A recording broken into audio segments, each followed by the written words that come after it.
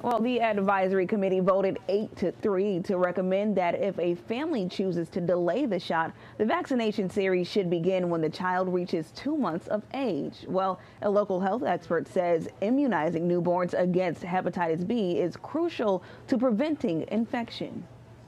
A CDC advisory panel voting Friday to end the recommendation that newborns get a first dose of the hepatitis B vaccine within 24 hours of birth.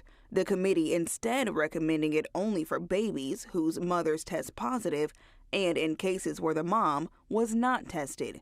For anyone else, it's up to parents and pediatricians to decide if a birth dose is appropriate. What we're trying to do here is to go back to basic good public health policy that is based on risk and that is based on informed consent and informed individual decision making when parents can think about the assessment of the risk and the benefits and make a decision. For over 30 years, the government has advised all babies be vaccinated against hepatitis B, a highly infectious and potentially lethal virus that leads to chronic liver disease in 90% of those exposed.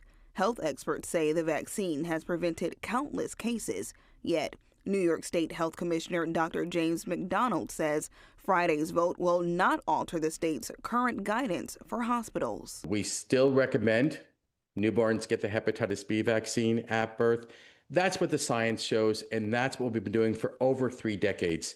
And there's really simply no reason to change that approach. It's the safest approach. Data from New York City's health department shows nearly 7,000 people were living with hepatitis B in 2023, a disease for which there's no cure.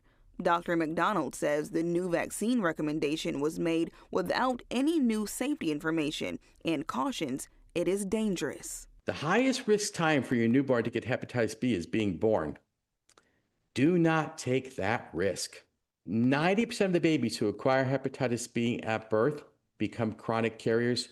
1 out of 4 of those babies pass away in childhood, often from liver cancer, completely preventable. The acting director of the CDC is expected to decide at a later date whether to accept the committee's recommendation.